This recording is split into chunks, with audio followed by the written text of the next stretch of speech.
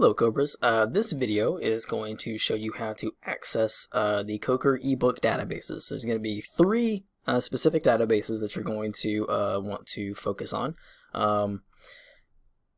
And the way to access those is going to be like the way you access most things. Make sure you are coming to the library website, library.coker.edu.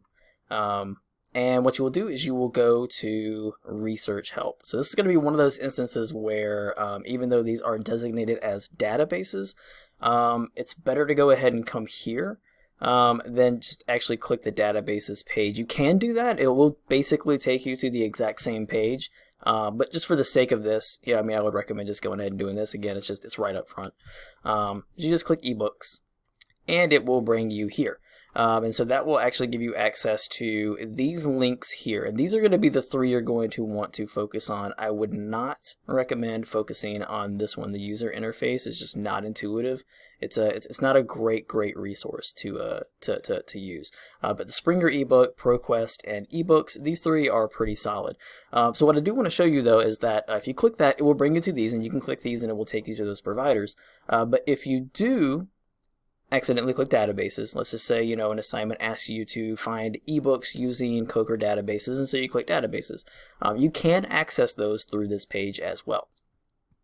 All you'd have to do is just go to the E and you will find ebooks by EBSCO. So that's going to be where that one is. ProQuest, you do that and come down here. ProQuest ebook central is going to be right there, and then the S for Springer ebooks is going to be right down there.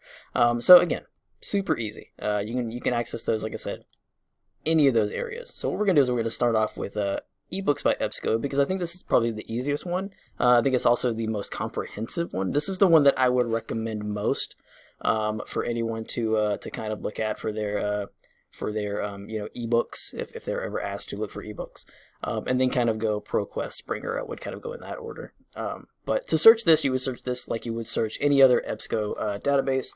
You would just put your information in there. Again, I'm going to do a very broad, very general type of search for this example. You just put your queries in there. And again, if you have multiple key terms or whatever, I would put those in. Of course, you would just designate those in your different boxes and go ahead and do your search. Once you do your search, you will get your results page like usual in a lot of the EBSCO databases. These are going to all be ebooks, right? So you're not going to get any articles whatsoever. So with that being said, you don't really have to refine a lot of results over here. You don't need to do full text. You won't need to do peer review because books aren't peer review. So you're already going to have all of your source types, which are all going to be ebooks, as you can see right there. So you really don't have to do any kind of limiting over here unless maybe language. You see, you have like a couple of German in here. Most of them are English, so even language isn't going to be super important. So at least the really cool thing with the ebooks side of things is that you really don't have to limit a whole lot. It's going to more or less just kind of find what you're looking for and just give it to you straight up front. So if you do want to access the book, you can do that a couple of different ways. You can go ahead and start looking at the table of contents down here, kind of get an idea of what this book has. You can click these links and it will take you to those specific parts, to those specific chapters in the e-browser. It will also give you most relevant pages from this ebook, so it kind of gives you excerpts like quotations and different things that might be of interest. And so if something like that, might be worth looking at those, and then you can just go straight to that page and kind of get an idea of what they're talking about in full. You can get full downloads, but you do have to make sure you have an account set up with EBSCO, which is super easy. You just sign in there and you can create one. I usually recommend, if you do create one, to just go ahead and use the same information that you use to sign in to your like Coker things like Gmail or any other thing that you have to use, like Blackboard and stuff. That way it's just kind of one single sign in all the way through, and you don't have to really try to remember anything new or anything different. But either way, you don't have to do that to get access. You can do the PDF full text. It will again take you to the e-browser, EPUB full text. It will take you directly to the e-browser. If you want to get more of an idea of what the book's about, you can come in here to your record. That's going to give you your description, your resource type, authors, publication information, all that good stuff. This is also going to be where you can, again, get your information, like your email, and you can email this specific page to yourself, which will give you the permalink back to this.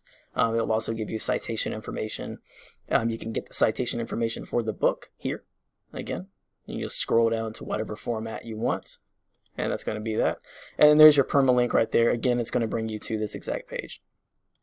I was going to go ahead and at least show you the e-browser, just kind of get an idea of what it looks like. And again, you would just kind of navigate throughout the book over here to the different chapters or different parts or different essays, what have you.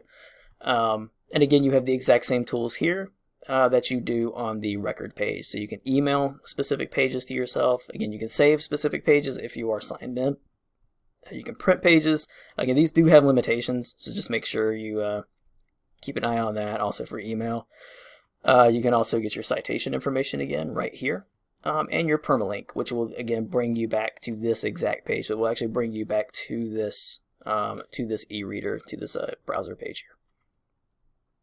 So that's pretty much it in terms of searching for ebooks on EBSCO and accessing them and navigating them. So again, pretty easy, pretty straightforward. And again, I highly recommend this one because it seems like you get more relevant results, especially up front with your searches. So if we move on to ProQuest, we'll go ahead and do this very quickly again. Climate change. And again, with all of these, you can do, you can browse by subjects. So you can browse by subject areas. You can also do an advanced search, which will give you multiple boxes, multiple search boxes. So if you do have multiple keywords that you're wanting to use to kind of narrow your search a little more, you can definitely do that. I kind of like to say, just as a rule of thumb, especially when you're searching for ebooks, to kind of keep it a little more broad. So that way you do get more results and you get more options. Because again, it's like, you may have a very broad book when you search for that, but again, the different chapters and different essays within those books could be closer to what you need. So that's why it's always really useful to always make sure, even if the title of a book doesn't sound like it's useful, to always look at the contents, because there may be something within there that's a little more specific and a little more focused that may be useful for you and useful for your research topic. So when you do that, you just search there, and again, you will get a lot of different books here. One of the good things about ProQuest and Springer, you do have a lot more refining options, limiter options, to really kind of focus that in, like with climate change, with like subject areas and publication dates and stuff. You do get those in EBSCO, but they're a little more upfront, on, ProQuest and Springer. So it's at least one kind of plus I would give in their category. So if we look at, let's say this book, again, very similar to EBSCO. You just click on the title and it brings up the record page, and then you can come in here. This is where you can read online. You can download the book. You can cite the book, and then also share a link to the book. So this is going to be your permalink again. This is going to be your citation information. And then you can just come down and you can actually go through your individual chapters. So you can kind of see through that. You can also download individual chapters, although again there is limitations in terms of how much you can download. So just be aware of that as well. So, this is good, but this is really a really, really good option to, if you don't want to just read it online, if you want to be able to read it elsewhere, to really look and find. And if you find that one chapter that just is perfect, has a perfect section in there, exactly what you need for your research topic, then boom, just go ahead and download that PDF, and you can get to download that entire section and use what you want. Then, as you can also see in here, there are also some subsections, so that's really cool. You can actually look at the subsections. You can get downloads for those specific sections as well, so that way you don't have to try to download the entire chapter if it's not useful to you. And just to show you the e-reader option on here, when you click that, this is what it's going to look like on here. This is where you're going to read it if you are using like your laptop or some other device to access the e-reader. And again, you have all of your options up here. You have your PDFs. You have your unlimited pages remaining to copy. So this is where you can actually just kind of go in and you just got to copy different areas or whatever. And so you can kind of copy and paste those elsewhere and have that information. You have your permalink. You have your citation information. Again, you get that. You can change your different formats.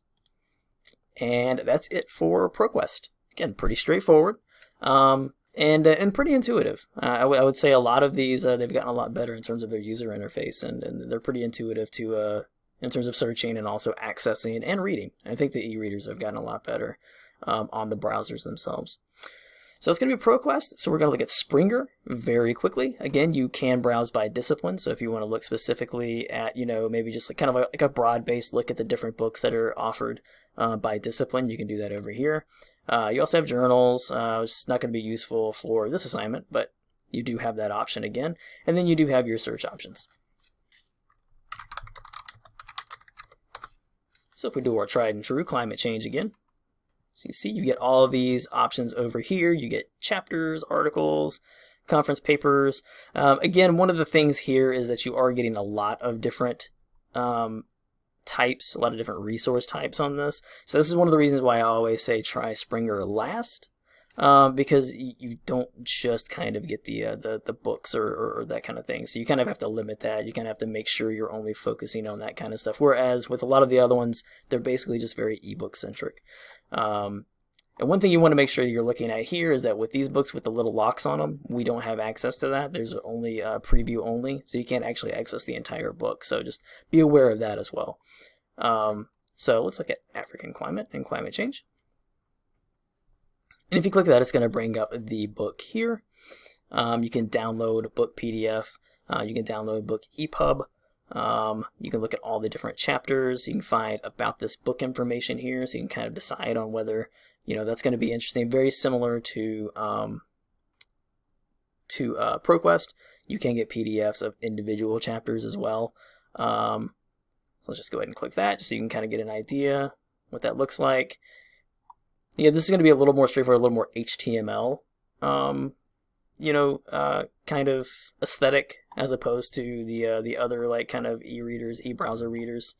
So I don't particularly enjoy this aesthetic quite as much, but again, it's all personal preference. But this is going to be your full text for that chapter. You can look through. You can cite chapter, which is going to give you an exact citation for that chapter. It'll tell you how to cite it. Then it'll give you download options for citing that. Then you can also download the book, as I said. In terms of like actually, you can also use that to cite the chapter as well, which is really good. So you have a lot of different options for citing. One of the only things that's a little odd about this is you don't get the permalink, the direct permalink option. So that's going to be a little bit more irritating. It should be in the citation. No, you just get the DOI in the citation. So yeah, so it's a little bit, it's a little more aggravating. But you do get those options. One of the really cool things, though, and I do want to point this out really quickly, if you've made it this far in the video, bless you. You are a saint of a student. But one of the cool things about Springer is that they will give you links to Google Scholar articles, and these are open access articles that can be found on Google Scholar, which is a really, really, really great resource. And you can actually link Google Scholar to Coker Holdings as well. So a lot of our resources, you can link that to Google Scholar, and it will actually link you back into Coker, so you could search through Google Scholar instead of searching through Coker stuff. And if you're ever interested in that, if you're curious about that, how that happens, how that works, please send me an email, ask me, and I'll be more than happy to kind of walk you through that process. But it's a super, super useful tool, and I think it's really, really cool that that Springer goes out of their way to make sure to link to these, which you may not have. You may not get access to the entire article per se through this, but you at least get that option to click out to Google Scholar and at least search that and see what happens. So that's really, really cool. I think that's just kind of like a really cool just kind of heads up for later on when you're doing a little more advanced research and you want to maybe look for bibliographies and references related to very specific research topics. But that's going to be it, guys. That's going to cover Springer. So we've just covered all of the different databases. As always, if you have any questions, please do not hesitate to contact me. And thank you for viewing. And as always, have a great day.